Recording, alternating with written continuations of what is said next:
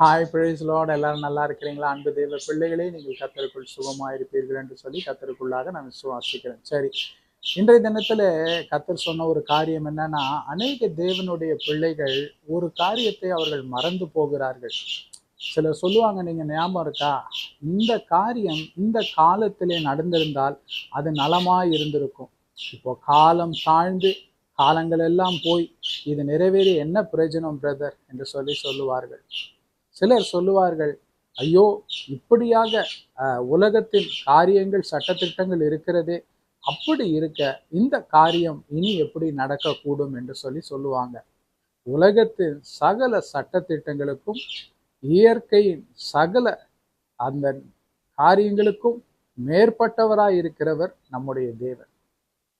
ஆகையாலே நீங்கள் ஒன்றை புரிந்து கொள்ள வேண்டும். எப்போதும் நீங்க பண்ற ஒரு காரியம் என்ன தெரியுமா? விசுவாசிக்கிறது ஒரு பக்கம் இருந்தாலும் அவ்வப்பொழுது மாமிசத்தின் சிந்தைக்கு எண்ணத்திற்கு உங்களை விட்டு கொடுத்துருங்க. எனக்கு ஒரு நபரை தெரியும், அவர் சொல்லுவார், பிராக்டிக்கலாக யோசிக்கணும் பிரதர், வேதத்தெல்லாம் நம்பக்கூடாது, சும்மா வசனங்களை எடுத்துக்கொள்ளக்கூடாது, பிராக்டிக்கலாக யோசிக்கணும் என்று. அதையும் தாண்டி அவர் என்ன சொல்லுவார் தெரியுமா?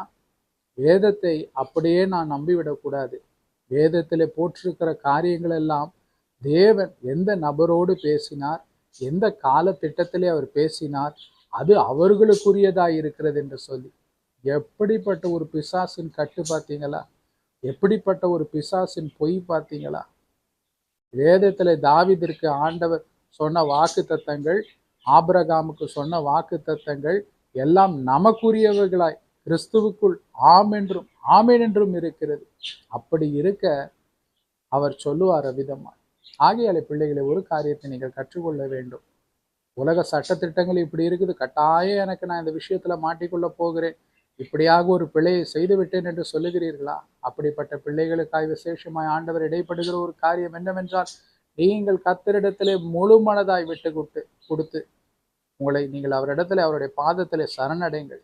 அவர் உங்களை தூக்கி எடுக்க வல்லவராய் இருக்கிறார். அதே போல சில காரியங்களுக்காக நான் காத்திருந்து காலங்கள் எல்லாம் போய்விட்டது பிரதர் என்று சொல்லி நீங்கள் நினைக்கலாம். ஆனால் இழந்த எல்லாவற்றையும் இரட்டிப்பான மடங்கான ஆசீர்வாதத்தோடு நீங்கள் எண்ணினதற்கும் வேண்டியதற்கும் மேலாய் கர்த்தர் உங்களை கொடுத்து ஆசீர்வதிப்பார்.